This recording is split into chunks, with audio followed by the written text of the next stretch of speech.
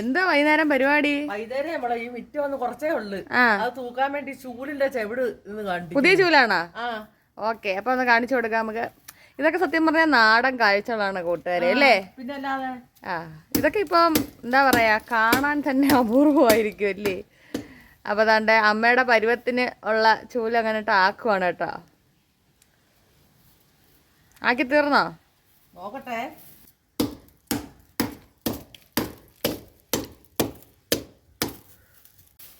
അങ്ങനെ അമ്മയുടെ തൂപ്പ് കണ്ട് ആരംഭിച്ചിരിക്കുന്നു. പുതിയ ചൂലിന്റെ ഉദ്ഘാടനം അല്ലേ? ഓക്കെ. പുതിയ ചൂല് കിട്ടിയൊരു സന്തോഷേ.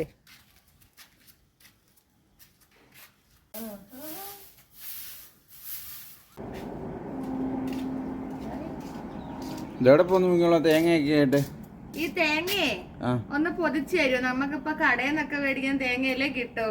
ഇങ്ങനെയുള്ള മുഴുവൻ തേങ്ങ കിട്ടത്തില്ലല്ലോ. എനിക്കൊരു തെങ്ങിന്ന് അടർന്ന് കളഞ്ഞു കിട്ടിയതാ. ഒന്ന് പൊതിച്ചു തരുമോ? 50 രൂപ. ശരി, തരാം. ശരി. ഇത് എളുപ്പമുള്ള തേങ്ങയാണോ അച്ഛേ?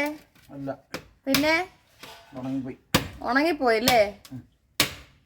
ഭയങ്കരമായിട്ട് ഉണങ്ങിപ്പോയി കൂട്ടുകാരട്ടെ. എനിക്ക് തേങ്ങ ഇങ്ങനെയൊന്നും പൊതിക്കാൻ അറിയത്തില്ല. മറ്റേ നിന്ന് കൊത്തിപ്പൊതിക്കുന്ന പാരയുണ്ടല്ലോ, അതിനകത്ത് പൊതിക്കാനേ എനിക്ക് അറിയത്തുള്ളൂ കേട്ടോ. ഇങ്ങനെയൊന്നും പൊതിക്കാനൊന്നും എനിക്ക് അറിയത്തില്ല. അപ്പം തേങ്ങ ഉണങ്ങിപ്പോയെന്നാണ് എൻ്റെ അച്ചായി പറയുന്നത്. ഭയങ്കരമായിട്ട് ഉണങ്ങിപ്പോയത്. നമുക്കൊക്കെ ഇപ്പം ഇങ്ങനെയുള്ള തേങ്ങ കിട്ടത്തില്ലല്ലോ.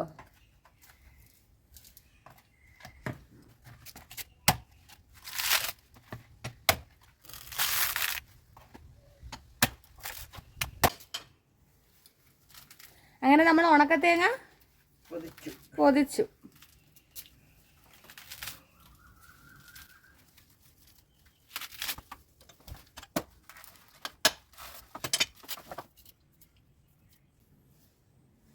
അപ്പൊ കൂട്ടുകാരെ, അതേ അച്ചായി തേങ്ങ പൊട്ടിച്ചിട്ടുണ്ട് കേട്ടോ. ടാറ്റാ ടാറ്റാ എല്ലാവരും. അപ്പൊ അച്ചായി ചൂല് കെട്ടിക്കൊണ്ടിരിക്കുകയാണ്, കണ്ടോ? നമുക്ക് കെട്ട് നോക്കാം.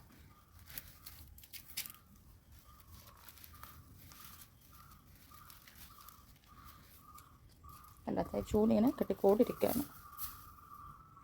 ഒരാളിതാ ഇവിടെ ഇങ്ങനെ പുറകിന് നോക്കി നിൽക്കുന്നുണ്ട്.